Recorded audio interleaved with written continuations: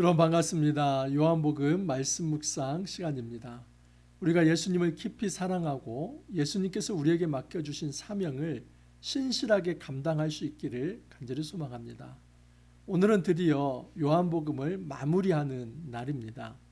1월 첫 주부터 약 3달에 걸쳐서 우리가 요한복음을 묵상하게 되었습니다. 요한복음의 메시지는 간명합니다.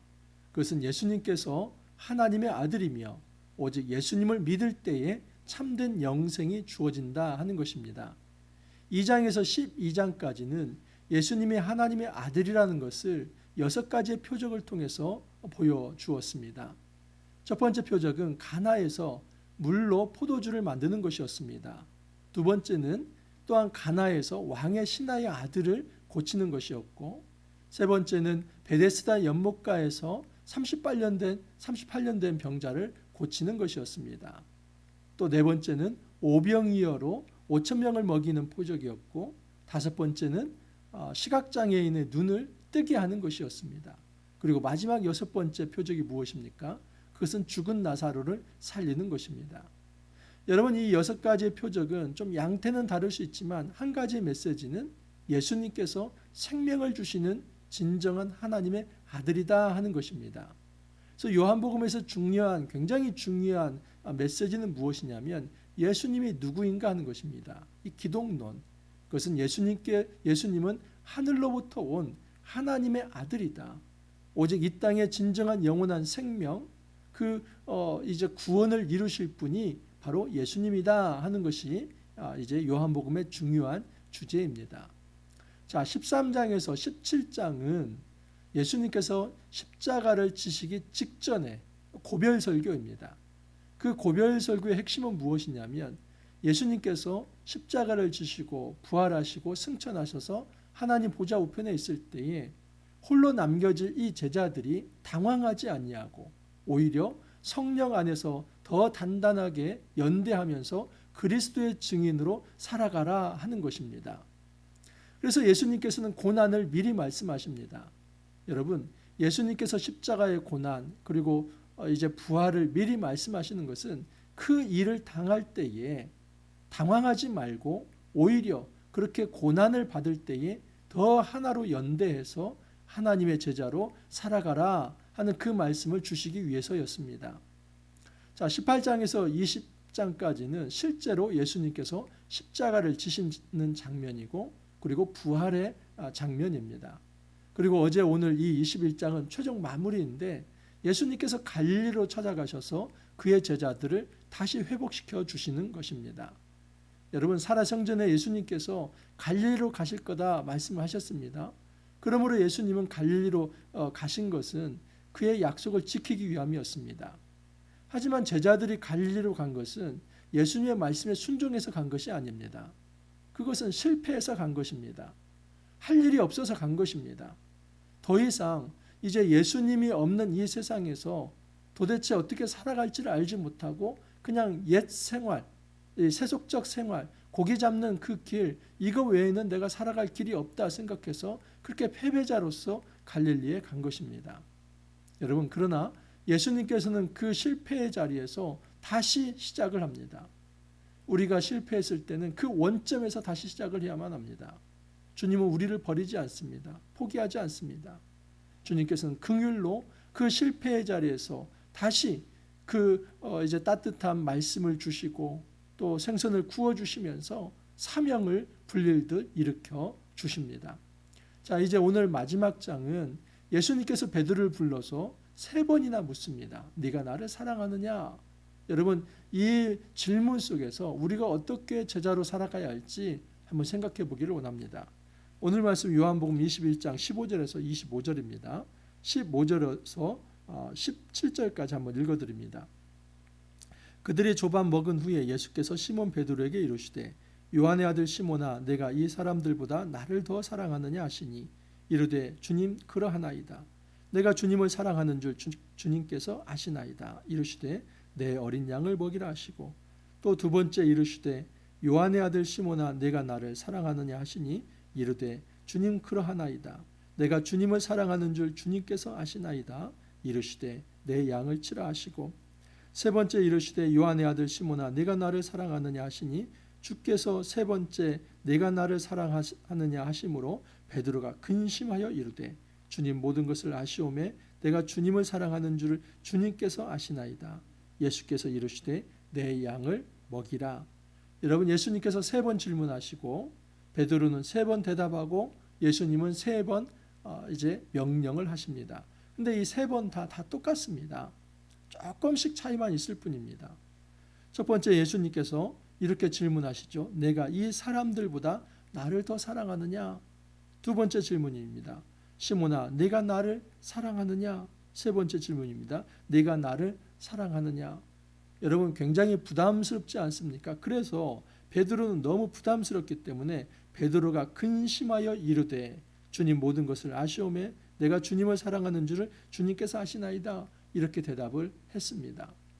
사실 이 베드로는 예수님의 이 질문, 네가 나를 사랑하느냐 하는 이 질문에 제대로 대답할 수 없습니다. 왜냐하면 요한복음 18장에서 이미 세 번이나 예수님을 부인했기 때문입니다. 나는 예수를 모른다. 나는 예수의 제자가 아니다. 한 번도 아니고 세 번. 여러분, 이 세 번이라고 하는 수는 히브리 사상에 의하면 완전수입니다. 그래서 두세 증인, 세 명의 증인은 완전한 증인입니다. 그리고 베드로가 세 번이나 예수님을 부인했다는 것은 완전히 예수님을 배신했다는 것을 의미합니다. 예수님께서는 이 배신을 완전한 사랑으로 바꿔내시는 겁니다. 내가 이전에 예수님 모릅니다. 나 예수님 모릅니다. 다른 복음서에 의하면 저주를 하면서 그따위 인간 나 모릅니다. 이렇게 했던 것입니다. 자, 그런데 예수님께서 그 세 번을 완전히 바꾸어서 내가 주님을 사랑합니다. 그거 주님이 아시지 않습니까? 내가 주님을 사랑하는 줄을 주님께서 아시지 않습니까? 내가 주님을 사랑합니다. 세 번이나 다시 신앙 고백, 이 사랑 고백을 하게 만듭니다. 여러분, 예수님께서 무엇보다 중요하게 여기는 것은 관계입니다. 여러분, 우리가 어떤 정체성을 이야기할 때 두 가지를 말을 해야만 합니다. 하나는 그 사람의 존재이며 또 하나는 그 사람이 해야 할 일입니다. 영어로 말하면 being, 이 존재이며 해야 할 일은 doing. 그래서 being과 doing이 합쳐져서 identity, 이 정체성이 마련이 되는 것입니다. 나라고 하는 존재, 그 존재가 어떤 존재인가, 그리고 나라고 하는 사람이 무엇을 하는가, 이것이 나의 정체성과 연결이 되어 있다는 것입니다. 여러분, 나라고 하는 존재가 어떻게 개념 규정할 수 있습니까? 성경에서는 하나님과 연결되어 있느냐, 연결되지 않았느냐, 그것을 존재로서 규정을 합니다. 하나님과 연결된 존재는 생명의 존재이고 하나님과 관계가 끊어진 존재는 죽음의 사망에 거하는 존재이다. 그렇게 말을 하는 것입니다. 그래서 예수님께서 지금 제자 베드로에게 물어보는 것은 네가 나를 사랑하느냐, 이 말은 너하고 나하고 관계가 있느냐, 이 말입니다. 지금 너하고 나하고 관계가 연결되어 있느냐 아니면 끊어져 있느냐. 여러분, 이렇게 말씀하시는 것은 예수님께서 손을 내미시는 겁니다. 만약에 예수님께서 그 제자를 포기했고 이 제자를 무시하고 또는 다시는 보기 싫지 않다면 이 질문 자체를 하시지 않겠지요. 비록 제자들은 예수님을 떠나서 세속적으로 여전히 이제 고기 잡는 일에 몰두를 했지만 한 번도 예수님은 그 제자들을 포기한 적이 없었습니다. 그래서 그 제자들을 이미 그 제자들에게 다가가서 손을 내밀고 그들과 함께 하고 있었던 것입니다. 중요한 것은 예수님은 이렇게 손을 내밀고 있었는데 이제 너희들 차례라는 겁니다. 나는 한 번도 너희들을 포기한 적이 없고 나는 한 번도 너희에 대한 사랑을 이제 배역하거나 배신한 적이 없는데 너희들은 정말 내가 내민 이 손을 잡을 용의가 있는가? 그것이 바로 사랑에 대한 질문입니다. 근데 첫 번째 질문에 아주 이런 얘기를 합니다. 내가 여기 있는 이 사람들보다 나를 더 사랑하느냐? 이 사람들보다 나를 더 사랑하느냐 하는 것은 나에 대한 사랑이 배타적이냐? 그걸 얘기하는 겁니다. 이 배타적 사랑이라고 하는 것은 절대적 사랑입니다. 여러분, 이런 거 보십시오. 이제 A도 있고 B도 있고 C도 있는데 A에게 정을 한 70 주고 B에게 25 주고 C에게 5 주고 이런 것을 배타적 사랑이라고 하지 않습니다. 여러분 A, B, C가 있다면 오직 A에게 100% 마음을 다 주는 것, 이것을 바로 배타적 사랑이라고 얘기를 합니다. 이 배타적 사랑은 절대적 사랑입니다. 하나님께서 우리에게 원하시는 것은 세상에 거하면서 세상에 50%또 하나님께서 50% 마음을 좀 줘라, 이것이 아닙니다. 우리가 비록 이 세상에 거하며 살아가지만 세상에 속하지 않는다는 것은 온전히 하나님께 속한 존재, 하나님과 연결된 존재, 그렇게 살아가라는 것입니다. 여러분 성경에서 이 십계명에서 가장 하나님께서 아주 치명적으로 아주 정말 사람이 지어서는 안 될 죄를 뭐를 얘기합니까? 1, 2계명이 굉장히 중요합니다. 하나님 외에 다른 신을 내 앞에 있게 하지 말라. 그리고 너를 위하여 어떤 우상도 조각하여서 만들지 말라라고 말씀을 합니다. 여러분 이 우상 숭배의 죄가 굉장히 심각한 이유는 뭐냐면 하나님은 그 모든 인류를 배타적으로 사랑하는데 오직 그 백성을 선택하고 그 백성을 끝까지 아껴주려고 하는데 이 인간이 만약에 그 하나님도 섬기면서 다른 것도 겸하여 섬긴다면 그것은 우상 숭배이기 때문에 하나님께서 그것을 가장 이제 경계를 하신 것입니다. 마찬가지입니다. 여러분 예수님께서 이 절대자, 이 하나님의 모습으로 이제 제자들 앞에 서는 것입니다. 너희들이 나에 대해서 갖는 이 관계적 특성이 이 다른 것과 비교해서 어떤 상대적으로 n분의 1 정도 마음을 주는가, 아니면 나에 대한 이 사랑은 절대적인가, 그것을 물어봅니다. 여러분 우리가 신앙생활을 한다는 것은 내 마음의 일부만을 드리는 것이 아니라 내가 가지고 있는 마음과 나의 시간과 나의 어떤 열정과 나의 재능과 나의 미래와 내가 가지고 있는 소유와 모든 것을 하나님 앞에 드리는 것, 이 100% 올인하는 것, 이것이 바로 주님이 우리에게 원하시는 사랑입니다. 이 사랑의 질문에 우리가 어떻게 그렇게 담대하게 대답할 수 있겠습니까? 그래서 머리를 극적극적 하는 것이죠. 주님, 내 마음 아시지 않습니까? 제가 주님을 사랑하는 줄 주께서 아시지 않습니까? 이것이 베드로의 마음이었습니다.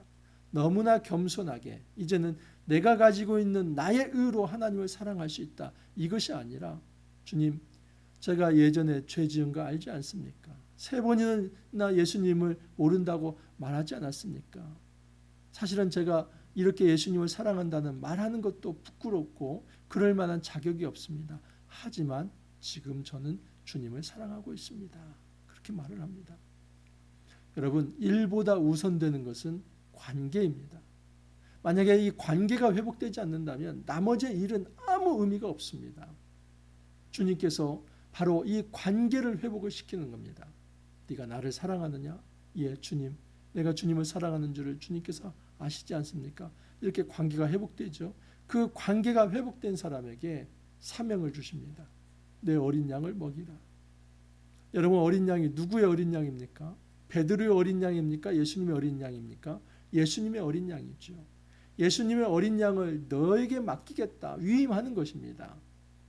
여러분, 이 제자의 사역이라고 하는 것은 예수님께서 자기의 양을 지금 맡겨주는 것이 바로 이 제자의 사역입니다.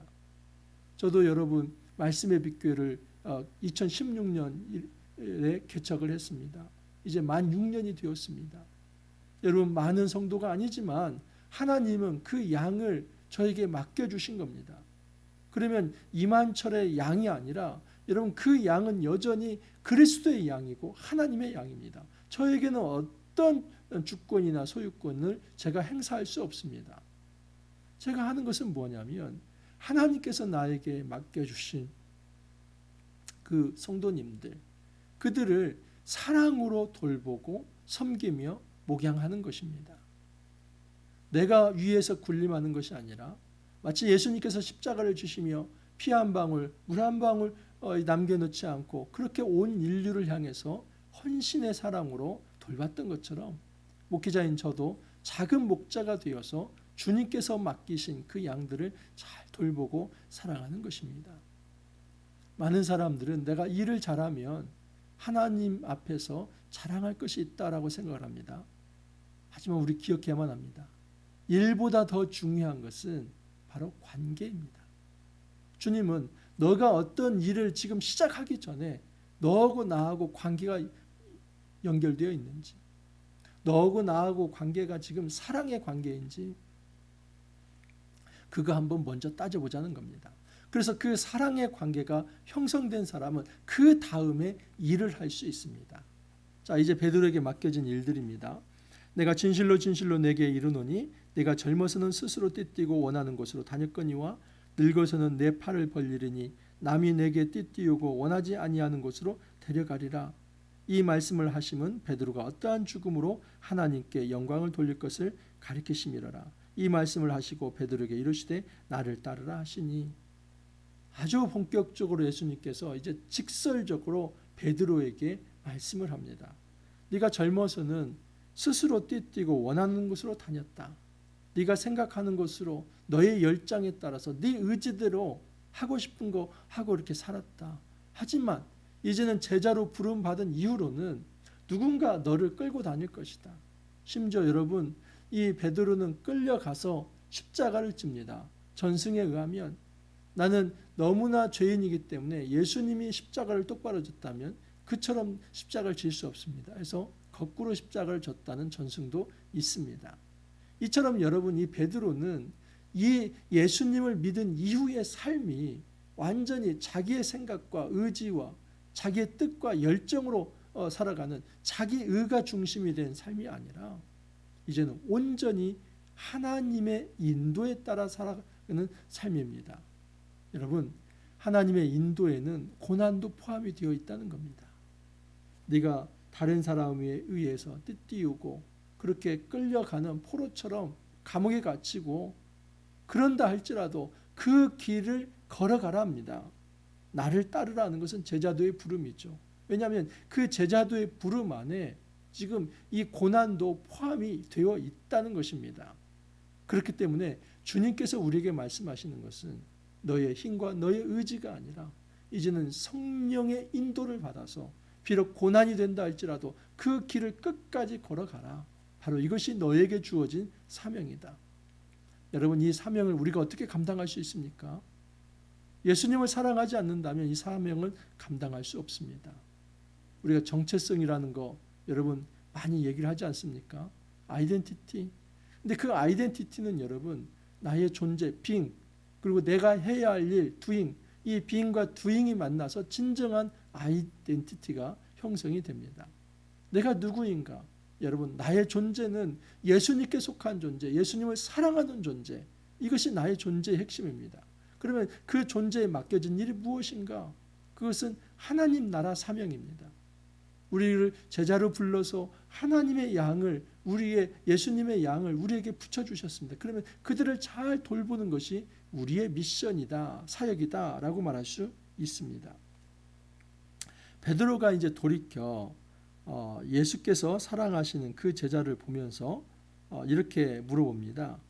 주님, 이 사람은 어떻게 되겠습니까? 여러분, 이 사람이 누구입니까? 예수님이 사랑하시는 제자, 그는 사도 요한이죠. 근데 그 사도 요한에 대해서 베드로가 물어봅니다. 이 사람 어떻게 되겠습니까? 지금 자기는 어떤 미래에 대해서 예수님께 말씀을 들었습니까? 이 베드로는 이제 젊어서는 네가 가고 싶은 데 다 다녔고 네 힘으로 다녔지만 이후로는 네가 띠띠워서 다른 사람에 의해 끌려갈 것이다. 이것은 고난을 받는다는 것을 미리 말씀을 한 겁니다. 이 얘기를 듣고 그러면 나만 고난 받습니까? 아니면 옆에 있는 이 요한도 고난을 받습니까? 이런 겁니다. 근데 거기에 예수님께서 뭐라고 얘기합니까? 내가 올 때까지 그를 머물게 하고자 할지라도 내게 무슨 상관이냐? 너는 나를 따르라. 이 제자도에 있어서 그냥 다른 사람과 너 자신을 비교하려고 하지 말라는 겁니다. 여러분, 우리가 비교하는 순간 우리의 제자도는 동력을 잃어버리게 됩니다. 우리의 제자도는 하나님과 나 사이의 관계이지 다른 사람과 비교해서 경쟁해서 이겨가지고 그 사람이 더 빛나고, 이거 제자도 아닙니다. 진정한 제자도는 오직 나에게 맡겨진 그 길을 꿋꿋하게 하나님이 주신 페이스에 따라서 천천히 걸어가는 것입니다. 그래서 어떤 사람에게는 A라는 십자가 있고 어떤 사람에게는 B라는 십자가가 있는데 그 양태와 질은 다를 수 있습니다. 근데 나에게 맡겨진 십자가를 다른 사람과 비교할 것이 아니라 꿋꿋이 걸어가는 것입니다. 요한을 하나님께서 어떻게 하시든 그것이 너에게 무슨 상관이냐. 이것은 요한은 죽지 않을 것이다. 이 말씀을 한 게 아니라 요한은 요한 나름대로 십자가가 있는 것이고 너는 너의 나름대로 십자가가 있는데 그것을 비교할 필요가 없다. 그것을 말씀을 하는 것입니다. 24절 25절 최종 정리하는 말씀입니다. 이 일들을 증언하고 이 일들을 기록한 제자가 이 사람이라. 사도 요한이죠. 우리는 그의 증언이 참된 줄 아노라. 예수께서 행하신 일이 이 외에도 많으니 만일 낱낱이 기록된다면 이 세상이라도 이 기록된 책을 두기에 부족할 줄 아노라. 여러분 6가지 표적을 얘기했지만 아니 6가지가 아니라 600가지 이상의 기적들이 있었을지 모릅니다. 근데 그것을 다 담을 수 없는 것이죠. 그 일부만을 담아서 요한복음의 메시지를 전달했다 하는 것입니다. 여러분 이렇게 해서 이제 요한복음은 마무리가 됩니다. 마무리하면서 예수님께서 우리에게 물어봅니다. 네가 나를 사랑하느냐? 여러분 이것은 무서운 질문이지 않습니까? 아까도 말씀을 드렸지만 이것은 상대주의적 사랑이 아닙니다. 뭐 얘도 있고 얘도 있는데 n분의 1의 어떤 마음을 준다 이런 차원의 사랑이 아닙니다. 이 오직 하나님 한 분에게 나의 마음을 오직 드리는 이 배타적 사랑 이것을 우리에게 원하십니다. 주님께서 말씀하시는 것은 이 사랑의 관계가 형성이 되어야만 내가 너에게 맡겨준 이 사명도 너희가 잘 이룰 수 있다라고 말씀을 하는 것입니다. 여러분 우리가 단순히 예수님 없는 일 중독자 되지 않기를 바랍니다. 내가 어떤 신앙생활을 한다면서 그 안에 가진 열심과 열정 이것을 내가 가지고 있는 표준 내에서 잘하는데 정작 이 골방에서의 기도와 주님과의 만남에서의 그 희열과 기쁨과 또 하나님 앞에 온전히 드림과 헌신 이것이 없다면 우리가 하는 모든 일들은 가짜입니다. 여러분 주님께서는 우리가 울리는 꽹과리가 되지 않기를 바랍니다. 주님과 깊은 사귐과 교제가 있은 후에 그 주님이 주시는 힘으로 우리에게 맡겨진 사명을 잘 감당하라는 것입니다. 자 이제 요한복음이 다 끝났습니다. 여러분 정말 이 요한복음 통해서 예수님이 어떤 분인가를 우리가 배웠습니다. 또 우리가 어떤 제자도의 삶을 살아가야 할지를 잘 배웠습니다. 여러분 이 요한복음이 주는 이 메시지를 잘 기억하면서 오직 예수 그리스도가 하나님의 아들로서 이 땅에 오셨으며 예수님께서는 그 높은 권세를 다 내려놓으시고 십자가에 지심으로써 그 자기 희생적 사랑으로 모든 사람들을 이 죄와 사망의 권세에서 구원하여서 심판에 이르지 않게 했다 하는 것입니다. 우리에게 딱 한 가지 이제 반응이 남겨 있습니다. 그 예수님을 내가 사랑할 준비가 되어 있는가? 여러분 우리가 다른 어떤 것보다도 오직 예수님만을 사랑하기를 바라며 예수님의 사랑이 우리 안에 동력이 되어서 우리가 정말 하나님께서 맡겨주신 그 귀한 양떼들을 잘 돌보기를 바라며 이 하나님 나라 사역을 주님 오시는 그날까지 잘 감당할 수 있기를 간절히 소망합니다. 이렇게 기도합니다. 주님 감사합니다. 약 3개월 동안 저희들 꾸준히 요한복음을 묵상하게 도와주시고 저희들이 예수님이 어떤 분인지 또 주님께서 우리에게 맡겨주신 사명이 무엇인지를 잘 알도록 도와주시니 감사합니다. 주님 이 요한복음의 메시지에 맞게 우리가 이제는 하나님의 거룩한 백성으로서 예수 그리스도의 귀한 제자로서 자기에게 맡겨준 이 십자가를 묵묵히 지면서 정말 하나님의 사랑을 이 땅에 드러내고 또 하나님의 귀한 복음을 이 땅에 드러내는 그 귀한 삶 우리가 살아갈 수 있도록 주님 복을 허락하여 주옵소서. 주님 감사하옵고 예수님 이름으로 기도하옵나이다. 아멘. 여러분 대장정 이제 마쳤습니다. 요한복음 마쳤습니다. 이제 5월 9일 날 사무엘 상이 시작이 됩니다. 저는 5월 9일 날 다시 찾아뵙도록 하겠습니다. 그간 한 3개월, 3, 4개월 이상 정말 쉼 없이 레위기도 하면서 요한복음도 하면서 이렇게 달려왔는데 영육간에 조금 쉴 필요가 있을 것 같습니다. 그래서 한 3주 정도 쉬고 5월 9일 사무엘 상으로 다시 찾아뵙도록 하겠습니다. 그래서 5월, 6월 이제 사무엘 상이 이제 이어질 텐데 그 말씀도 매우 재밌고 또 유익합니다.